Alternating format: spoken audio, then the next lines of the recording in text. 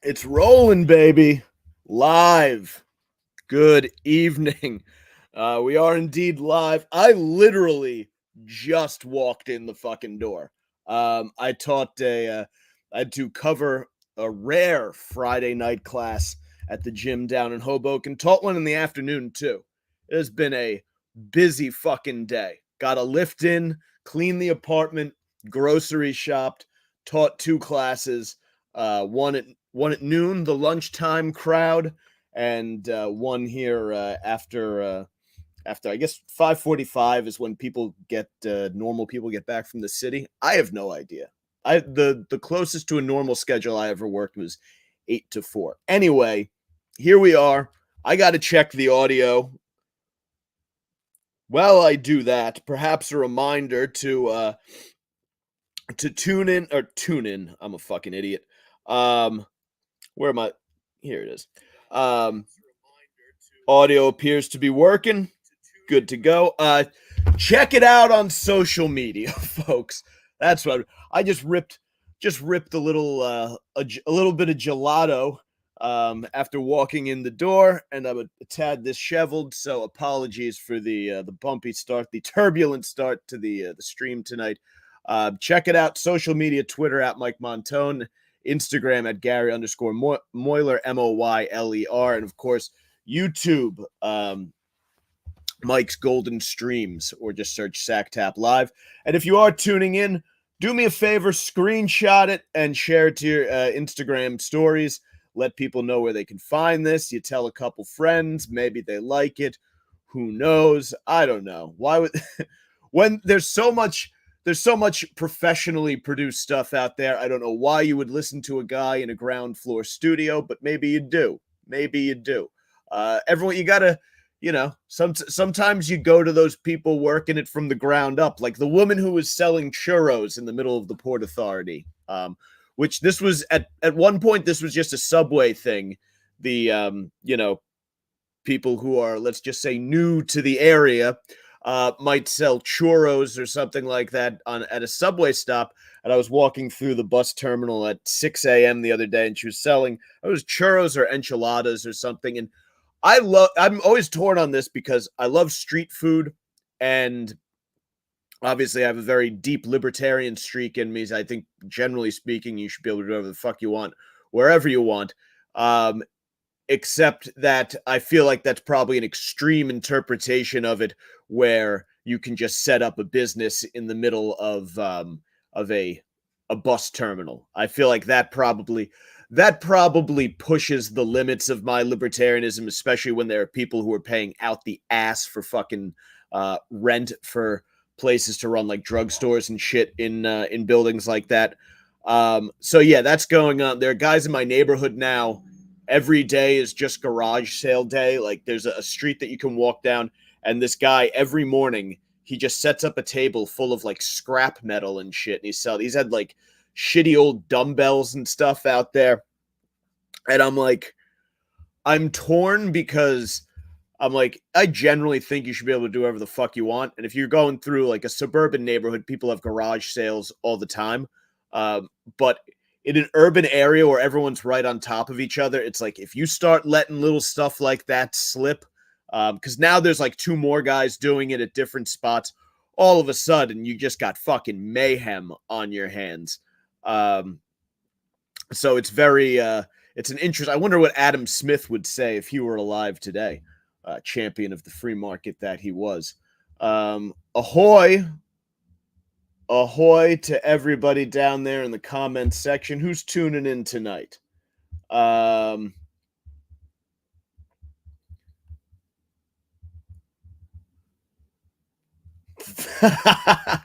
just read one of Nighttime Conqueror's comments that I can't read out loud. I'll probably get kicked off YouTube, this sensitive motherfuckers. No wings today. The scheduled time for that did not come out until about 5:30 when I was getting ready to teach my evening class, and then I had to set up afterwards. So I literally walked in the door to my apartment at 7:50. So I would not have made the 7:45 p.m. start time for that gathering. Unfortunate. Um, Osterine, I'm not familiar with that, Cowster. What is what is Osterine? Maybe I can look it up really quick. Osterine. I'm assuming it's an anabolic. A selective androgen receptor modulator. Oh yeah, it is a pharmaceutical. Why do athletes take it? Muscle gain, physical. Okay, so yes, the same reason. Um, it just looks like a very very basic anabolic steroid. No, I've never taken any kind of any of that. I've everything I've ever taken has been over the counter. Um,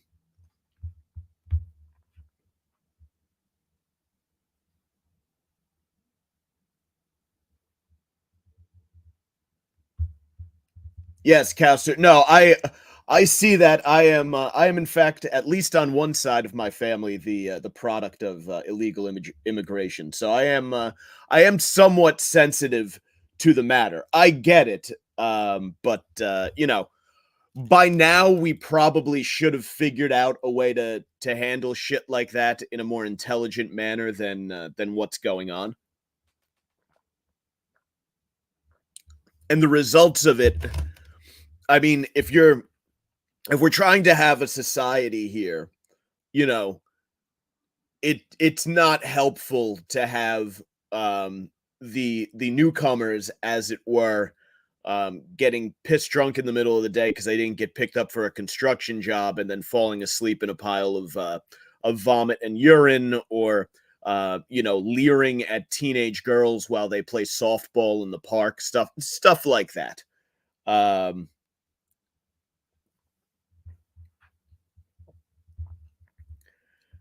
Howdy, boys. Not Sam Miguel. Good to see you in the comments section this evening. Lovely to have you here, sir. Stephen Mason, um, Nighttime Conqueror. If you go to New York City, absolutely, you have to go during rush hour. I would go during the morning rush. The evening rush, it's a little bit weird because it tends to all happen right at the same time, like that 4 or 5 o'clock hour. The morning rush, you'll probably have a little more breathing room to walk around because the morning rush tends to be a little bit more spread out. The evening rush is just it's like annoying to be around. Like you don't want to be in in the vicinity of Penn Station or the Port Authority or any of that. These little psychos who occupied Columbia, we'll get into that in a second. They shut down the subway station at Penn Station. I mean, eventually one of these guys, you know, the one of these nut jobs who's down there throwing people onto the train tracks is gonna, if they keep doing shit like that in the subway stations, it's gonna wind up throwing one of these little Hamas nerds onto the tracks in front of everyone. It'll be good fun. We'll have a good chuckle at that when it goes down.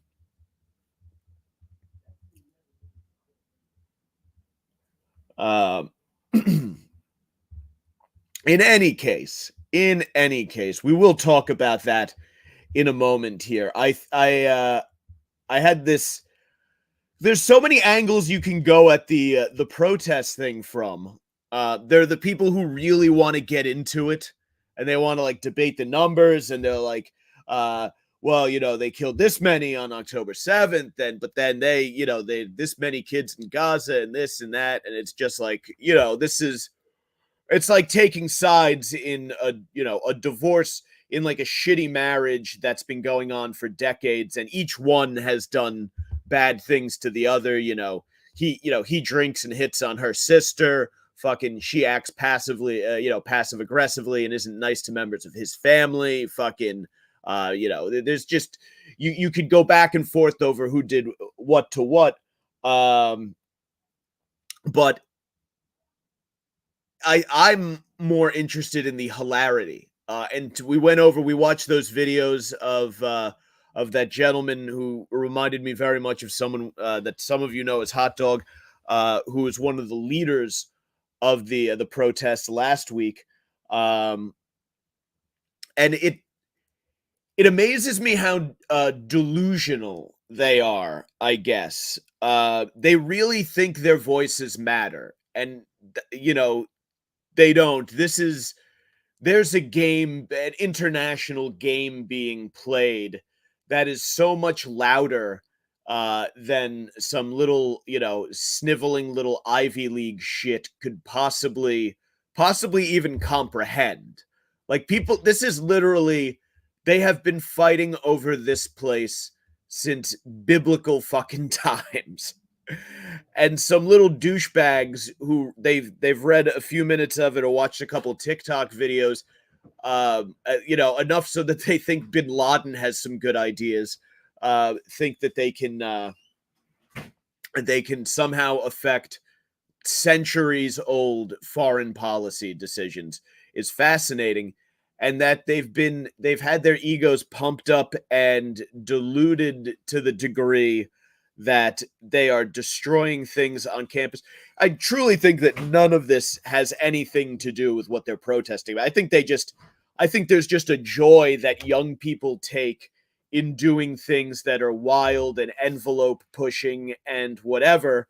I don't understand why they can't, like, if you want to engage in shenanigans, just engage in shenanigans. Like, it's fucking college. Like, there are all sorts of shenanigans to be engaged in that don't wind up making you look like a complete fucking just a complete boob in front of every, like, this was fodder for the New York Post for a fucking over a week, was just these little weirdos kind of cosplaying as freedom fighters.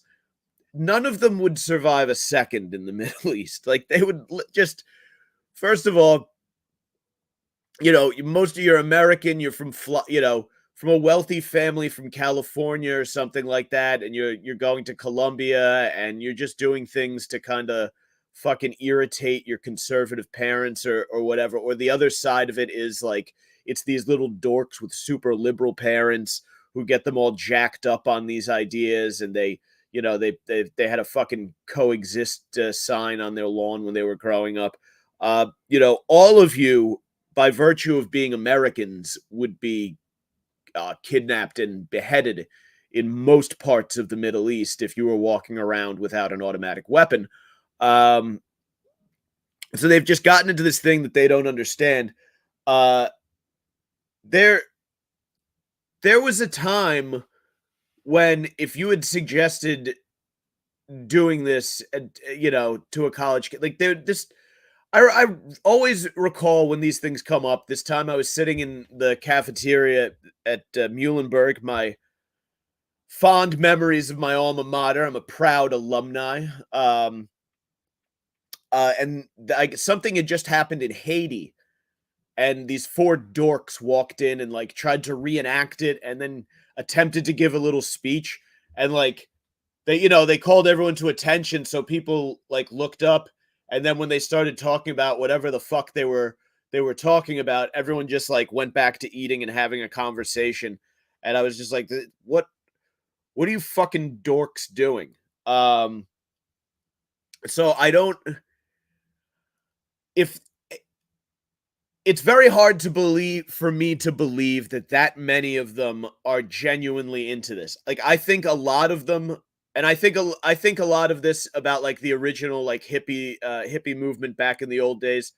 I think a lot of it is just guys who are kind of everyone knows, if you go through a college dorm, there are always these guys who simp for chicks, and they try to act sensitive. They try to basically be the opposite of the jock or the opposite of the frat bro. All of these things that they've sort of been feminized into believing represent what they would call toxic masculinity. um and you'll find these guys simping, and usually they have like an acoustic guitar, and they'll be really into, like, they love Dave Matthews and Jack Johnson and shit. And when the chick is, freshman year, when the girl's crying because she found out that her high school boyfriend, who goes to a different school, fucked some chick, he pocket dialed her while he was getting a blowjob from some girl at a frat party. These are the guys who swoop in and generally wind up committing date rape in a dorm room at 3 a.m. These are your classic college campus date rapists. They will do anything to sort of connive and sneak. Remember, for the most part, and obviously they're jocks and frat bros who are fucking animals out there, and they wind up doing horrible things to chicks under sort of, group gang circumstances. But for the most part, if you're on a college campus, if you're a fucking jock or a frat brother, you don't have a lot of trouble getting laid, right? You have an off-campus house, you have a party, you have a lot of social status, you're usually in good shape, you have access to a wide mating field. As we're going to break, if we were to break this down sort of Jordan Peterson style, those are really most often when those guys do something naughty, it's usually an anomaly because they simply have more mating opportunities than these little fucking dorm room cucks who kind of they linger and they circle and they wait for an opportunistic moment. And again, these are kind of like the feminized, the little douchebags who probably they go to office hours to talk to the English professor, the TA or whatever. That guy's in there. He's just trying to get some undergrad pussy. That's the only reason those guys have fucking office hours. And this dork's in there because he wants to discuss fucking Yates or whatever. It's that ilk, or that's who they were when I was in college. And I think whenever there's an era of campus activism, these guys wind up engaging in some of it because they have a lot of built up rage because they get no pussy whatsoever. They have a lot of built up rage, and engaging in this sort of borderline violent protest gives them a chance to show off what they believe to be a macho side. They get to do all of that yelling and chest thumping that they associate with toxic masculinity, but they get to do it under the auspices of helping some aggrieved class, whatever that is. If it's protesting a Ben Shapiro performance, or fucking they want Colombia to divest from Israeli weapon company, whatever the fuck they're shouting about. And they think that will help them get pussy, right? If you can demonstrate your social value now to this group of protesters, then one of those chicks will fuck you. And all the better if it happens in a tent city, because now we're kind of living in this commune. We've created an us versus them dynamic. It's a little bit austere. They're probably smoking weed and doing fucking mushrooms and shit in there. I'm sure people were getting a little bit groovy. So this is a way for fucking dorky guys to try to go after pussy. Now, wayward native, you say the hippie chick fucks. I think it's as simple as that. But I think we're referencing a different time maybe in history, because yes, I think back in the 60s, 70s, that movement, until it got hijacked by the feminists, the hippie chick fucked. Then, because there was this sort of free love second wave feminism where they were taking off their bras and flopping their titties around good times. Third wave feminism came in and convinced them that sex was evil. And I think there's a lot of carryover of that into the everything is gender now movement. So I don't know if it's as easy to fuck as you might think, unless you come spouting that you identify as XYZ or whatever. The encampment is demanding HIV tests. Nighttime Conqueror, did you say that? Which encampment is this? Because I believe they cleared Colombia. I think that got hot fast. I was going to go up there and do some interviews this coming week, and all of a sudden midweek they had barricaded themselves in, and I was like, all right, well, the cops are going to fucking clear this thing out. Yeah. So that's that. Yeah, their demands were outrageous. That's the thing. Like City College of New York, the students that were protesting there were demanding free tuition as part of their thing. Like it's just it it reeks of a certain kind of entitlement because a lot of these kids are very very wealthy at these Ivy League schools. Like they're not cheap to get into, and if you're doing this, you're not a scholarship student because you would be so fucking worried about losing your scholarship. Megan Kelly did point out that this is mostly it's ugly people. She said, "I really legitimately want to know why are all the protesters so homely." Um,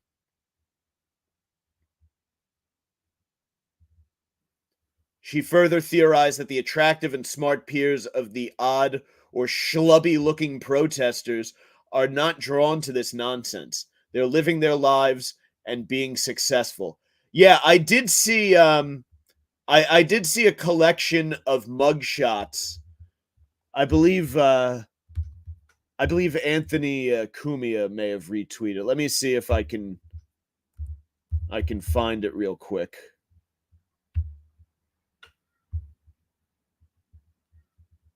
Just a second.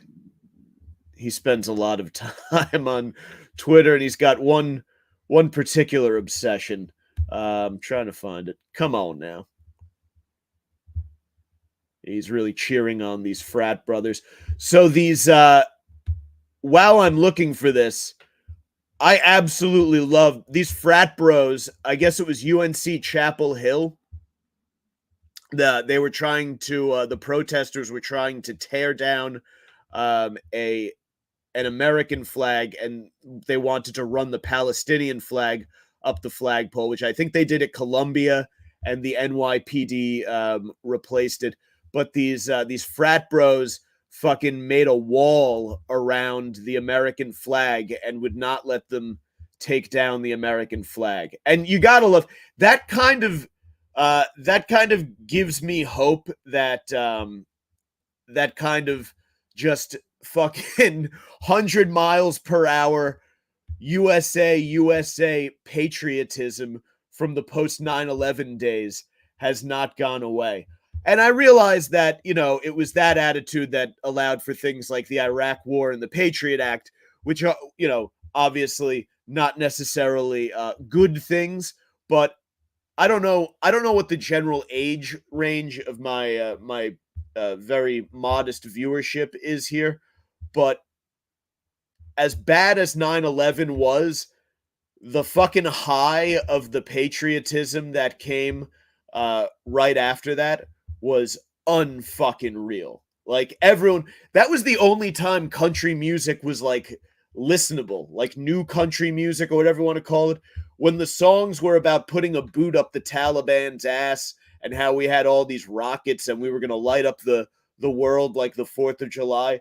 That was a lot of fun. Jesus Christ. I'm trying to find where he retweeted the fucking mugshots, but he tweets so fucking much. I can't I can't get to it. I've scrolled all the way back. This entire time I've been scrolling has only brought me back to May 2nd, and I still can't find. If I don't get it in a few scrolls, I will give up the game, as it were. No, it just doesn't look like I'm getting there. I mean, they totally destroyed the fucking campus. And again, I think that has more to do with just the visceral, like, oh, this is like, when you're in college, like, I was a klepto when I was in college. I loved to steal things. I stole from Wawa all the time. Like, that was I guess every college student does like a big fuck you to society. My big thing was stealing from Wawa. I would order a sandwich and they would give you, after you paid, they would give you a fucking a plastic bag. This was before the libs got rid of plastic bags. And then they would give you a receipt for your sandwich, and I would go stand in front of the deli counter and I would take the plastic bag, and while I was waiting for my sandwich, I would just very discreetly load it with bags of chips, um, and walk out the door with them with my sandwich as though I had paid. It was the perfect ruse. I cannot find. Let me see if I can find Columbia protest. Anthony brought many, many hundreds of hours of fine entertainment, but he tweets far too much. Columbia protestor arrests as I use the mugshot. Because these are ugly people. Let me see. Can I get a mugshot here? No mugshots. Oh, here we go. We got a couple here. Good. Good.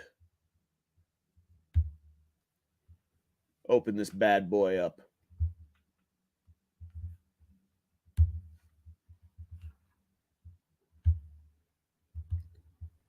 Pop that up for you. There we go. Let me share the screen so y'all can see it. Just a second. Is this it? No, this is it. Here we go. Hideous, hideous people. Now, what's Yahoo saying? The truth about these alleged mugshots. Are these not the real? Oh, these are the University of Florida.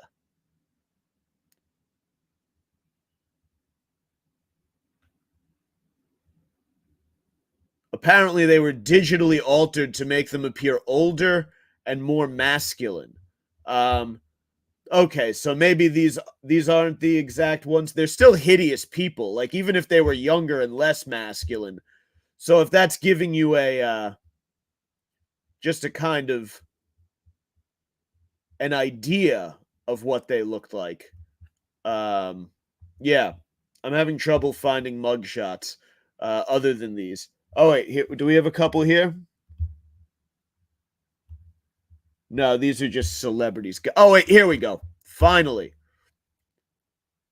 Oh no, this was not my President's Day. God damn. I'm sorry. The internet is just filled with pictures of ugly protesters.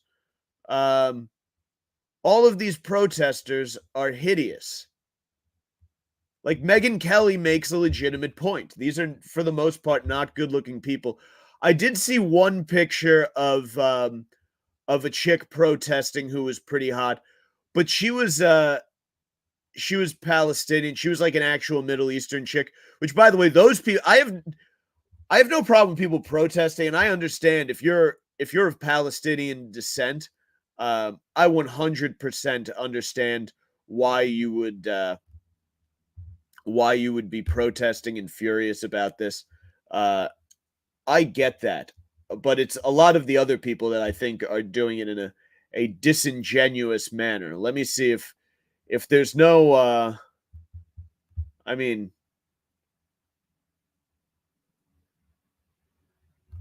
can you see that there? This chick who's no, that's still up.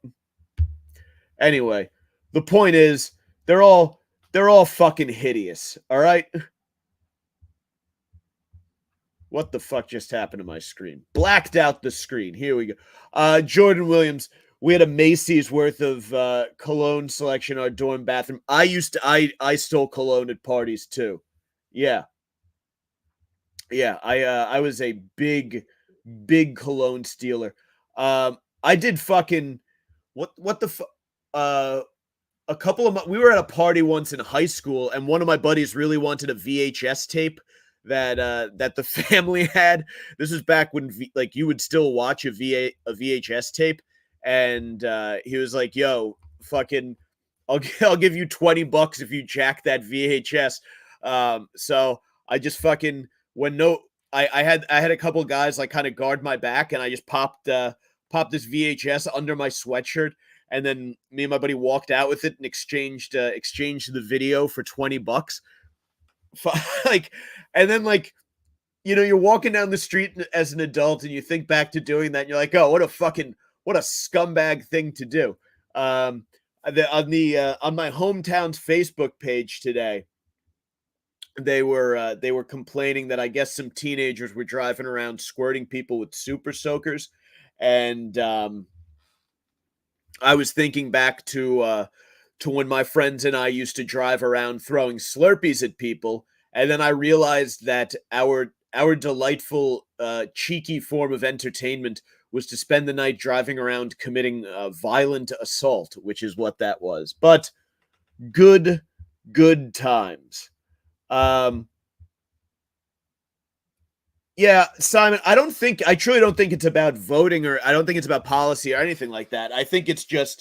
Um, I think it's just social status. I think they think it's cool to do this. It's that fucking, it's just, it's their activity. Like there are, people, some people get laid in their gym class. Some people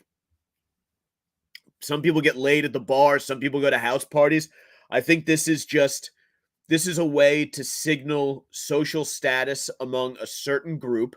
They have nothing to really complain about. I mean, this is the best and safest time to be alive in the world. Even the poorest people in America right now can, with not too much difficulty, live a considerably more comfortable life than anyone has ever lived before. It may not be the ideal life. It may not be anything like what. Sorry, I got to stretch out. My shoulders are killing. Like what the 1% lives like, but they can live quite well. So you need to kind of make things up to get riled up about, and they have all of these left wing nut job professors, and there are people who professionally instigate protests. So they go to these things to kind of stoke everything. If you go to Washington Square Park, if you're ever visiting New York City, go there. Any day you go there will be people walking around protesting something in groups of varying sizes. So I think some people just protest as an activity. There's nothing that gives them much identity. They need something to shout about, and they pick something, and that's that. Um, yeah.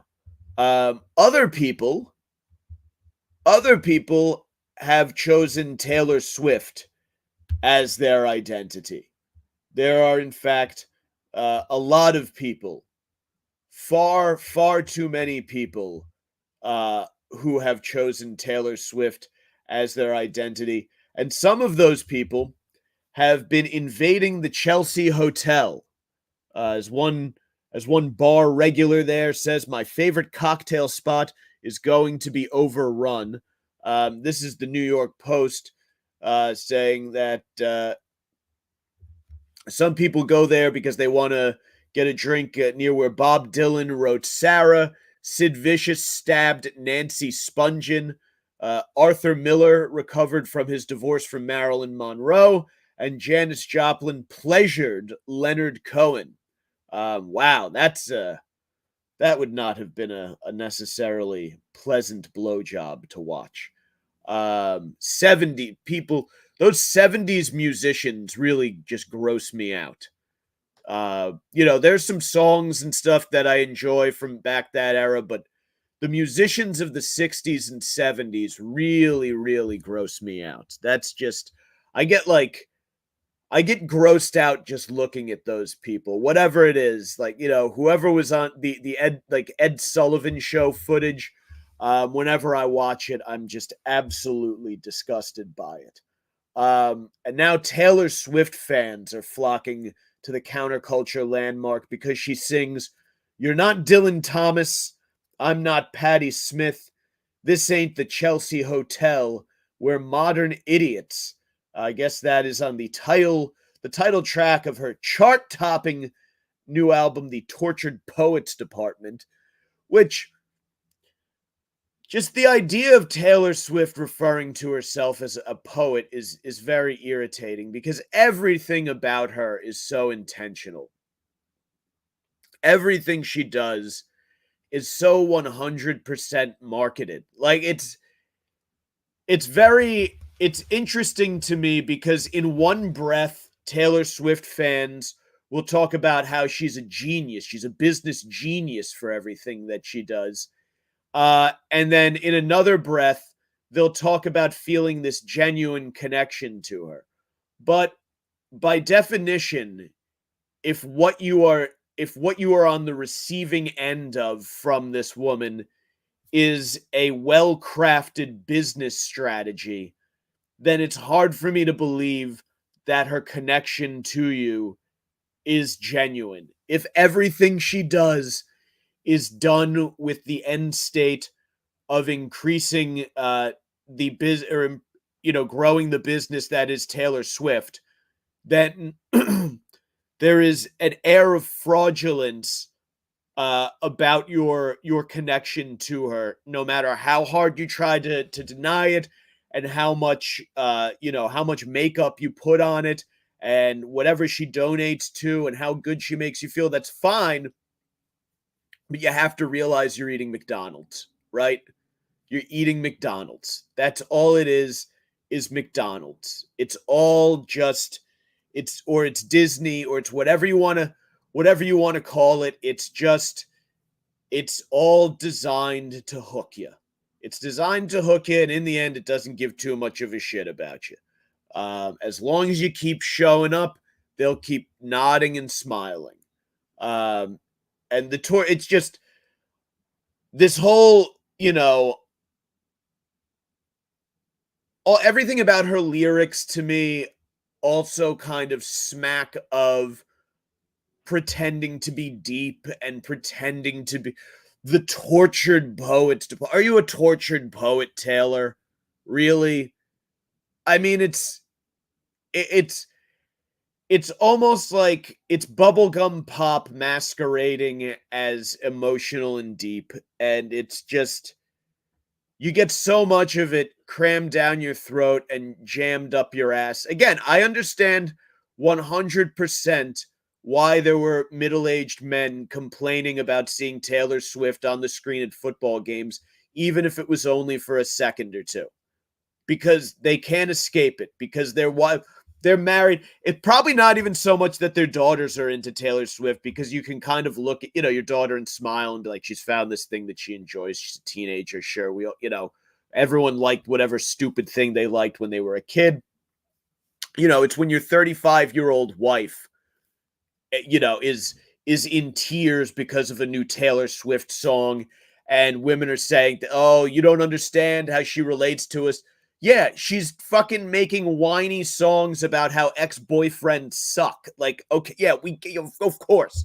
We're not fucking stupid. Like, it's very easy to understand how someone without a lot of, a woman without a lot of intellectual depth could get roped into being obsessed with Taylor Swift at the age of 35. Again, if you're 15, 16 years old, if I would say, if you're in your mid 20s and below, fresh out of college, you still have a little bit of that undergrad naivete running through your veins. Sure. You start cresting 30 as a Taylor Swift diehard, and you need to reassess. And we have groups of people in Taylor Swift t-shirts who are in this woman is 53. Amanda Rykoff said, I had to pay homage to the Chelsea Hotel, a 53-year-old Taylor fanatic told the New York Post. You shouldn't be a 53-year-old Taylor fanatic. Like this, again, I do not, when I was in middle school, I had a massive collection of football jerseys. I had every fucking football jersey. Every team, fucking Kajana Carter, Cincinnati Bengals, had that. Keyshawn Johnson, New York Jets jersey, had that. I had every fucking Cowboys jersey. I had an Amon Green college jersey. Like, if there was a jersey, I would wear it. I had a sick Mike Allstott jersey, the red one. I loved a good jersey back then. Now at the age of 38, when most guys in the NFL are at least a decade younger than me, I no longer wear professional football jerseys.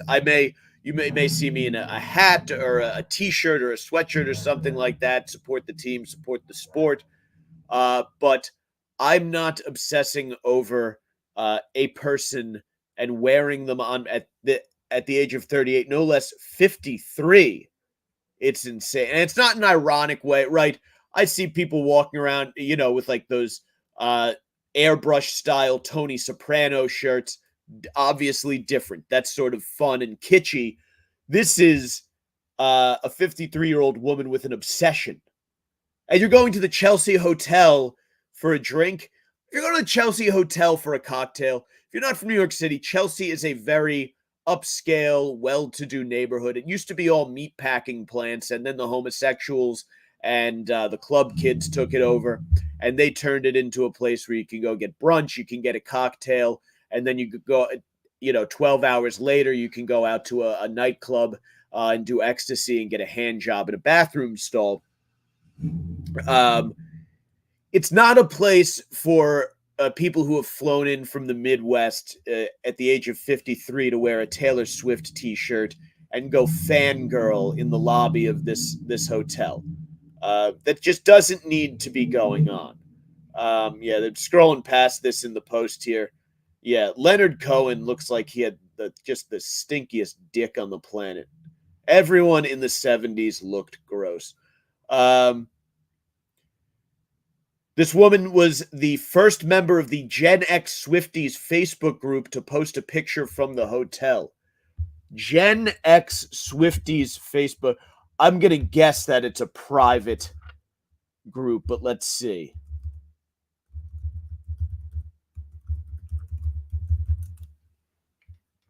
Let us see. Private only. Yeah, god damn it.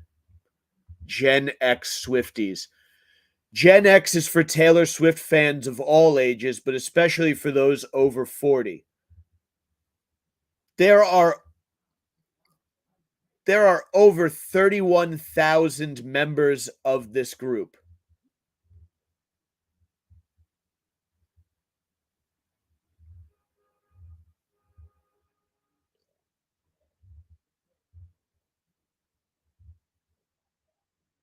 Wow, they are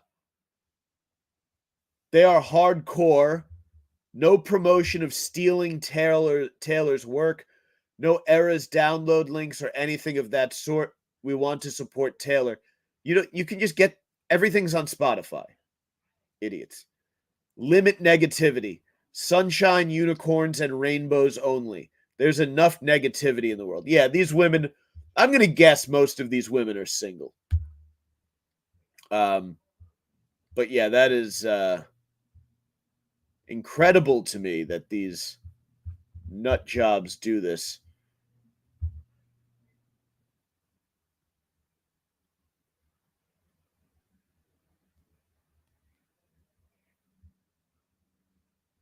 Lucy White, a 26-year-old, she recently started going when she heard the new album. 26 is really around the cutoff. Brittany Abeta, travel advisor, lives in San Diego, said she's had 15 inquiries from Swift fans to stay at the storied lodging.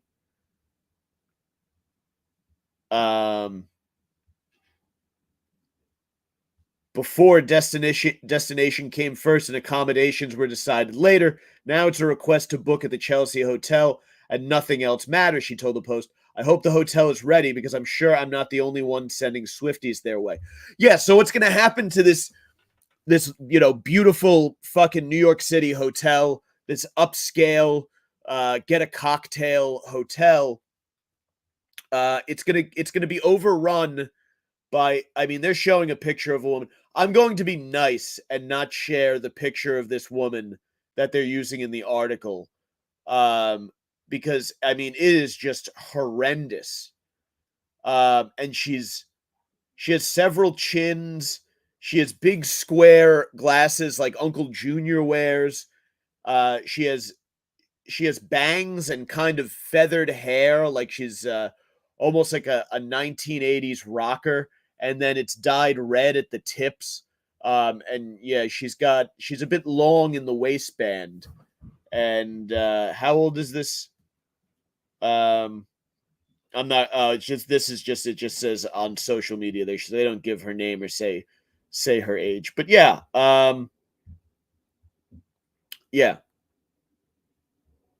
you know, this is I don't I don't know that you I believe is this a picture of two dudes? It's a picture of two dudes uh posing posing outside the Hotel Chelsea. Jesus Christ. There's something that's very strange to me. If you're a Gen Z guy, I would understand if you were into, a song or two, whatever the hit off the album is. Like that's fine. Her music is fine. Like it's not the music isn't it's not bad, it's not good. It's just whatever. Like some of the songs are good, some of them suck. It's whatever.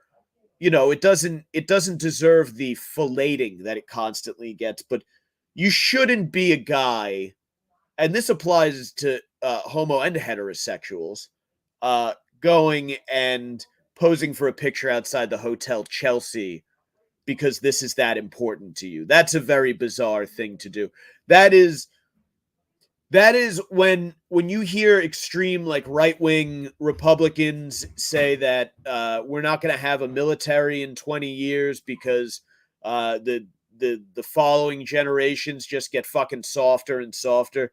This is what they mean. Like there's no one when China eventually does decide to just take its entire population and attack us en masse from every direction. We're going to lose because of men who decided that their social media presence should involve taking pictures with a buddy in skinny jeans outside of the Hotel Chelsea because Taylor just dropped a new double album. That is a look at the decline of Western civilization and American civilization in particular.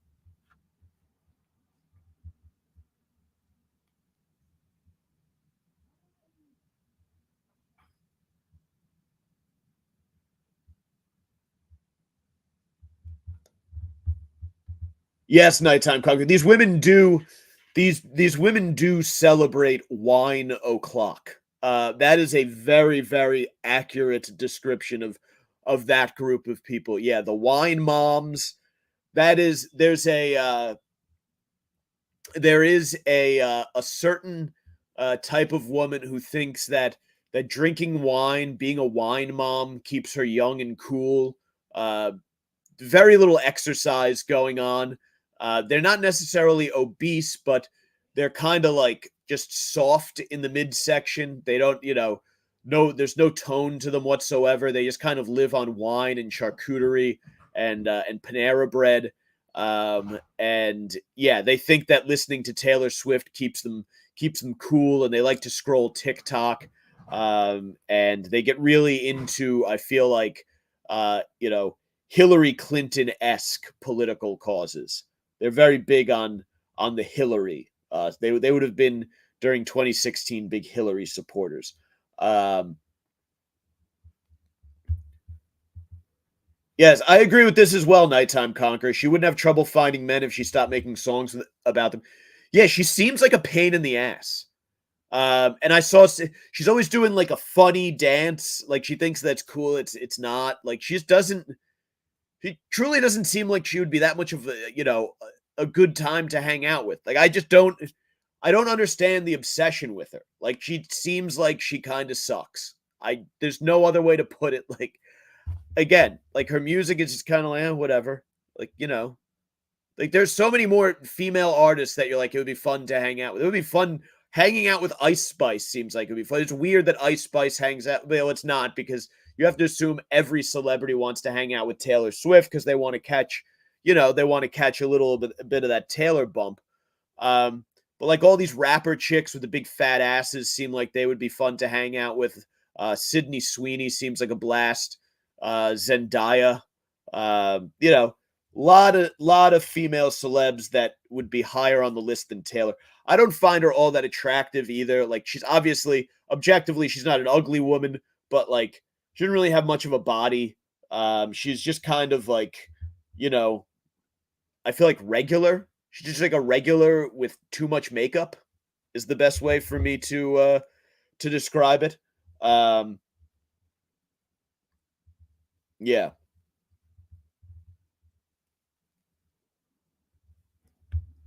Indeed, Simon. The greatest coup would be finding out that all of her songs were AI generated and that she is actually Sacha Baron Cohen. I would be delighted by that. That would bring me a great deal of joy.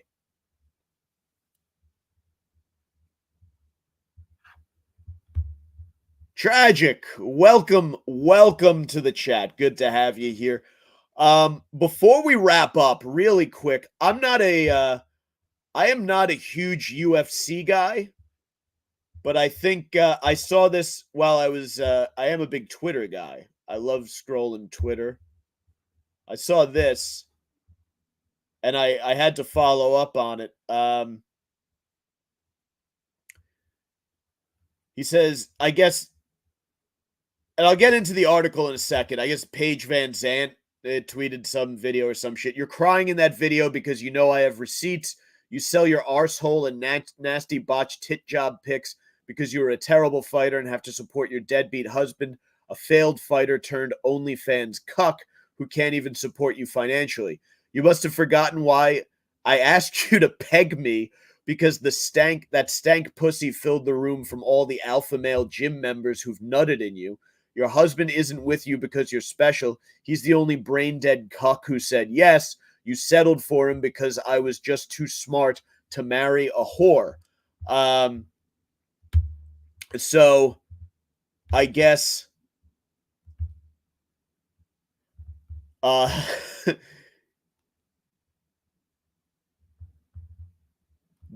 I don't know what the relationship with these people is. Van Zant, 30, took to Instagram to respond to Dennis's claim, stating the controversial fighter had requested her to perform a sexual act known as pegging. Yeah, we got that out of the way. This came as a result of the back and forth between Van Zant's husband, 34-year-old Bellator fighter Austin Vanderford, who challenged Dennis to a fight.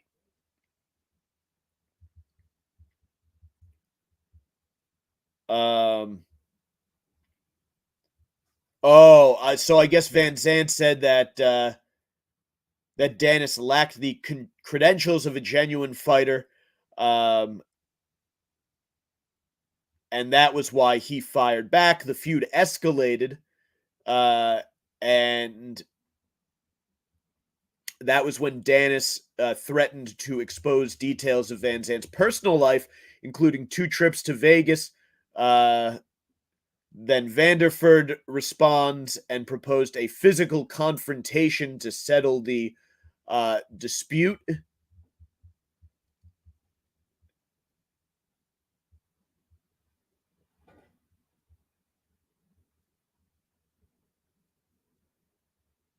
And it was at that point that Dylan Dennis decided to, for whatever reason, go public with the fact that he asked her to peg him, which is so wild to me. I'm not, and I don't begrudge anyone who likes a little backdoor play. It seems even like a finger up the ass seems very uncomfortable and painful. It just doesn't seem like it'd be enjoyable. I am amazed at dudes who are out there trying to get pegged, especially if you've ever held a sex toy in your hand. Like, you realize they're unforgiving. Like, they're not made of flesh, which kind of, I think, there's a little give to it as it enters a hole. Like, those things are made of a pretty hard plastic. And if you don't get a quality toy and there's like a seam on it or something like that, you risk tearing your asshole. That alone to me would make it a strict no.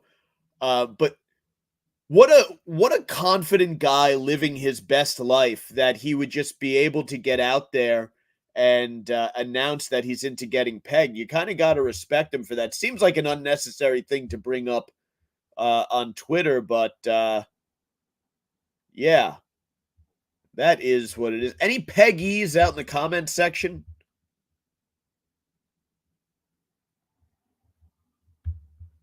Not only did he admit to the tragic, he was out there bragging about the pegging. He seems quite enthused about pegging. And maybe it's just by him because he's got to figure he's a fighter, he's got a fan base. Maybe he thinks put the vibe out there and all of a sudden his DMs will be overflowing with female fans who would like to peg him. I guess that's the thing. Perhaps that's it.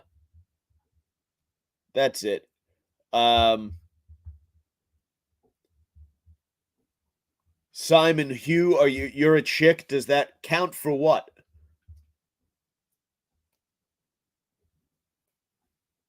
Are you a pegger or a peggy?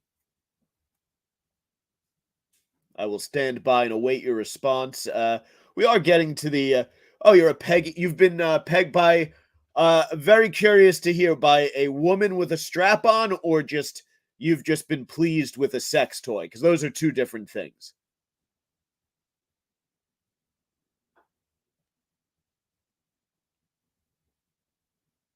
And you can give, as many lines of an answer as you want, so I don't have to, keep prodding back and forth and waiting for a response. And I realize this is a less than efficient. I should have a phone line set up. Was it attached to a belt by anyone, or are we just getting? I feel like a woman getting diddled with a sex toy is just kind of par for the course. Sex toy in the ass or in the vagine?